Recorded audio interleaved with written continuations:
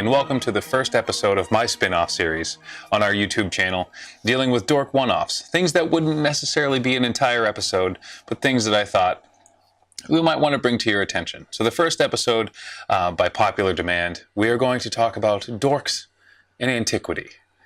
As you know, I spent most of my adult life as in education. I am a Latin teacher by trade. So I kind of wanted to bring to your attention some movies dealing with Greek and Roman mythology that you might want to check out. Now, what I've done is I've split these into three categories for you. I have the good movies, the bad movies, and the hashtag Dork approved movies in kind of a personal favorite collection instead of just the critically good or bad movies. So I think one of the easiest things to start off with here is talking to you about good movies that I've come across that deal with either Greece and Rome or mythology and so on and so forth. So the first ones that are clearly I'm going to mention, Ben-Hur, Spartacus, Gladiator.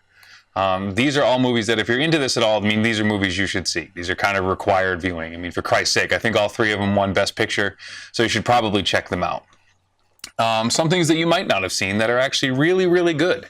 HBO did a series, Rome, which was only 2 seasons, unfortunately, and then they decided that the show was too expensive to carry on. Now, given the budget of Game of Thrones and things being what they are now, this seems a little bit silly, but at the time, this was the biggest, most expensive show that HBO had done. And the sets and the costumes and how things went down in that show were pretty historically accurate. In my travels as an educator, I did have the opportunity to sit and listen to Jonathan Stamp, the historical consultant on that show, give a talk, and it was actually pretty fascinating how that show was made. So if you have the means and like to sit through, like to binge watch, that is readily available, I believe, on HBO Go, so check out Rome. The other one that you might not know is based on a Greek epic, the Coen brothers' very successful "O Brother, Where Art Thou?", which is actually a retelling of the Odyssey. A lot of people don't know that, even though it says it right in the beginning of the movie, starring George Clooney and John Turturro and John Goodman. A very good movie. Obviously, it's a Coen Brothers movie, so it's very good in following Odysseus on his travels home. Ulysses Everett McGill. So following him on his journey home to be with his wife. So it's actually a very good movie based on the Odyssey. So if you haven't seen that, check that out. The other movie I saw in college that is actually very, very well done is a movie called Black Orpheus, which is the story of Orpheus and Eurydice, which is a very, very famous and very sad story from Greece and Rome. I won't spoil it for you. It deals with Orpheus, who is a musician trying to rescue his love from the underworld. And the whole thing takes place in Brazil during Carnival. So it's actually a really cool story told in a really cool setting. It's from the early 60s, I believe. So if you're into artsy, kind of good classical movies, check out Black Orpheus. It's actually very well done. So that's kind of like we're going to take those as read. We're not going to talk about those very much. They're just good movies. If you like cinema, you like good movies, and you haven't seen Ben-Hur or you haven't seen Gladiator, maybe check them out. Pretty fucking good movies. I don't know what you're doing, what you're waiting for. So just check them out if you want to. The bad. There's a lot of bad stuff out there, just like anything. There's a lot of good music and there's a lot of bad music. There's a lot of good comic books. There's a lot of bad comic books. Like anything, these movies, from time to time, they don't work. One of the biggest disappointments that I've seen, the Percy Jackson series, didn't do very well. I think there's like 7 books. I think it's the Greek and Roman equivalent of Harry Potter. It's really the book series is really good, really clever, kind of a teenage book kind of thing. But if you're into that kind of young adult type fiction, I think it's Riordan. He writes them. They're great. Check them out if you're into Greek and Roman mythology. Check those out. A movie that a lot of people like that I didn't like was Troy, with Brad Pitt, and wasn't that good of a movie. If you're a classicist like me, you will know that historically the Trojan War took place over 10 years, and then it took Odysseus 10 years to get home. It took Aeneas 10 years to found Rome, or what would then become Rome. So there is a lot of years there, and somehow, some way, they decided to pack all of that 10-year struggle into about 3 days. Which doesn't really help the story. Moreover, I'll give you little tidbits along the way here. For instance, when they left for the Trojan War, I believe Achilles was about 16 years old. He was not a 40-year-old man, as portrayed by Brad Pitt in the movie Troy. And his friend Patroclus was not his young cousin, but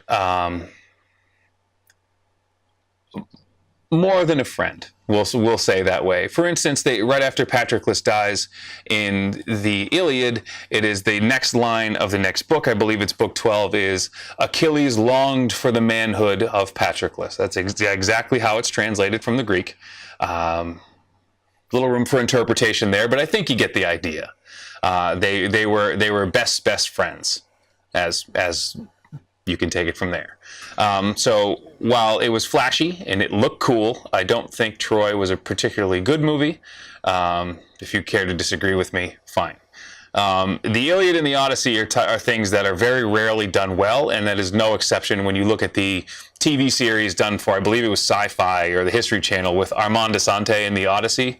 Probably one of the most cringeworthy scenes I've ever seen is when Hermes shows up for the first time and he's kind of floating in the air, talking to Odysseus, and Aeolus, the god of the winds, is probably one of the worst acting jobs I've ever seen. That coupled with some bad CGI and I believe, at my last count, 4 or 5 hour movie. So if you're into that, check that out. It's not very good. Another disappointment, the Clash of the Titans series, the new one, the Clash and Wrath of the Titans, not very good. Sam Worthington, coming hot off of Avatar, I believe, tried to revive Clash of the Titans. Didn't go very well. Cool Medusa scene, but we'll get more into that later. Anything with Hercules, not a huge fan of. I didn't like The Rock Hercules. The Legend of Hercules, starring, what's that kid's name? Kellen Lutz. Probably the worst movie I've ever seen in my life. One of them, anyway.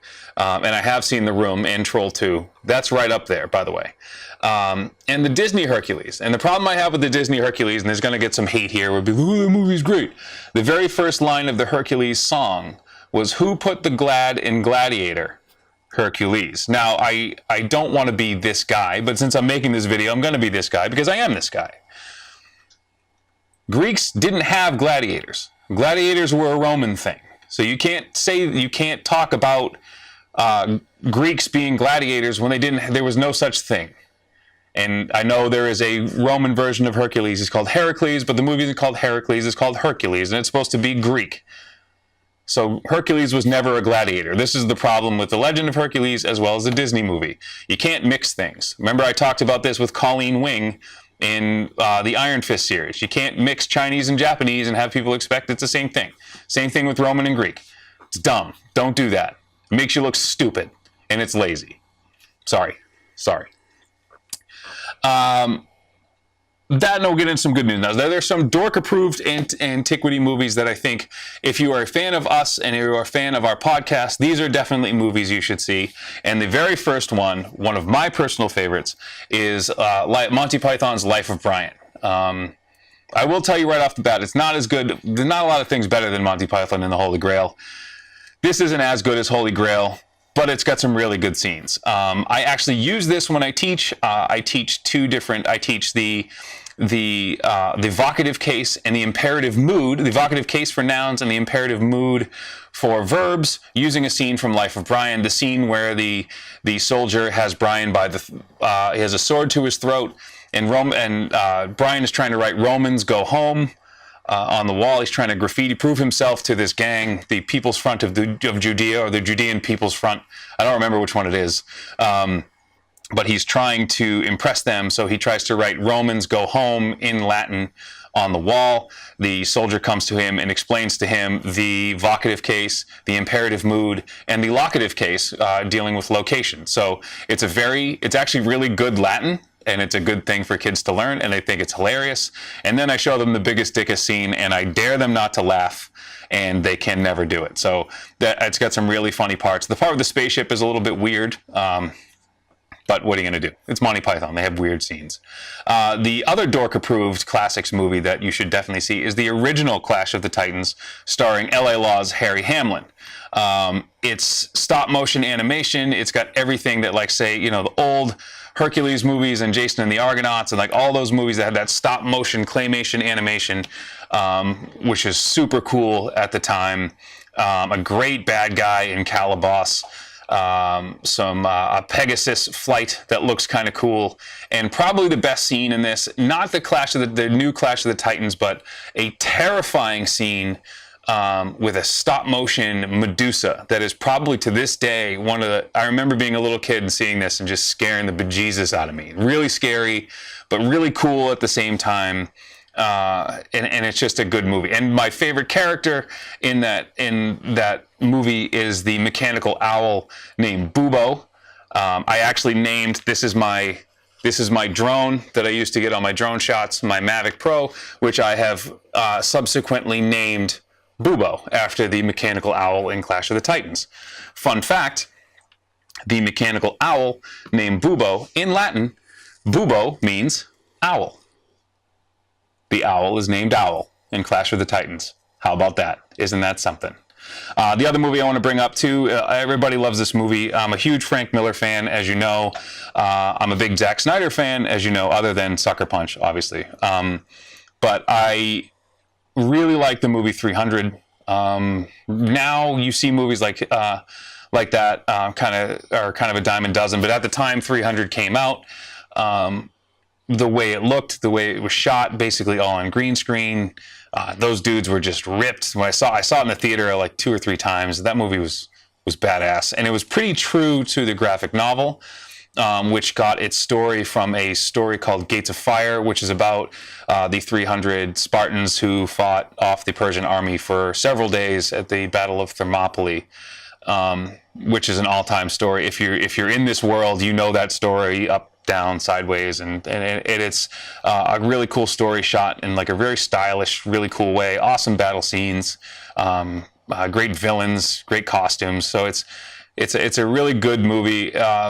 Historically a bit inaccurate, but so is Gladiator. Gladiator's pretty historically inaccurate, but I won't get into the nuts and bolts there. But you know, something you should definitely check out. And the last one the last two I will actually bring up that are Dork approved.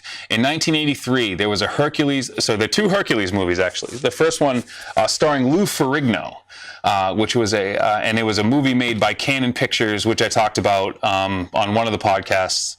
The movie Electric Boogaloo was the story of Canon Pictures. This movie it was a sci-fi epic made on a shoestring budget, starring Lou Ferrigno as Hercules, and basically, it's Hercules is trying to fight to win his love interest back, and he has to fight off laser dragons and things like that. And it's honestly one of the worst movies I've ever seen, but so entertaining and so bad.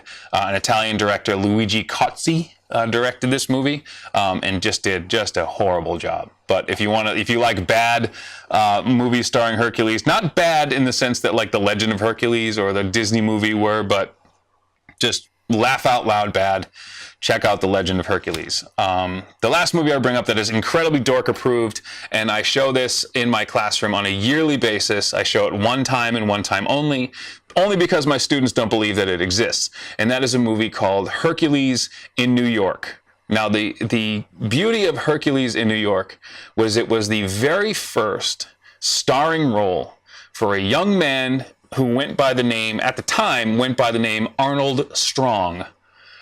He then went on to be known as Arnold Schwarzenegger, his given name, but this movie was his first movie he ever made in the United States. He plays Hercules, obviously, who gets fed up with Zeus holding him hostage on Mount Olympus, and decides to take a vacation to New York. It is probably the cheesiest movie I've ever seen. He wrestles a bear in Central Park, which is clearly not a bear. He becomes a professional wrestler. And the beauty of this movie is I have a special edition DVD of this movie, and it's wonderful because the original movie that came out, the theatrical release, Arnold Schwarzenegger's English was so bad that he had to be dubbed. It's that bad that he actually, it's a clear dubbing of Arnold Schwarzenegger, and it's funny that way. But the beauty of the special edition is you can listen to the movie with Arnold's original audio track, and you can hear how bad his English was when he first came to this country. It's phenomenal how bad it is. So I would say I think this movie's available anywhere. You can go on YouTube and watch Hercules in New York, the entire movie. So make sure you check that out. So those are my movies from antiquity that you should check out. Honorable mention, and this is going to sound a little bit weird. Honorable mention to all-time classics movie is RoboCop. RoboCop. The original RoboCop starring Peter Weller. And the only reason I bring that up is a lot of people don't know this, is Peter Weller, who plays the title character in RoboCop, is actually a classicist. He is one of the foremost authorities on classical architecture, and I think he holds dual advanced degrees from Syracuse University, both in classical languages and classical architecture. How about that? Peter Weller from RoboCop is a classicist. So honorable mention there. It's not a classics movie. But just an all-time classicist in terms of an actor. Something you should definitely, if you haven't seen RoboCop, I don't even know why you're watching this. You can probably go back to, I don't know, watching the VMAs or something on MTV. I don't know. But whatever. So that is our first Dork one-off in our spin-off series. So if you have any ideas, shoot them our way at Dork Podcast on Twitter, shoot them directly to me at RVonD on Twitter, and we'll make these. We'll keep making these things if you guys keep liking them. So that's my rundown of Dork movies in antiquity. I hope you enjoyed it, and I will see all of you soon.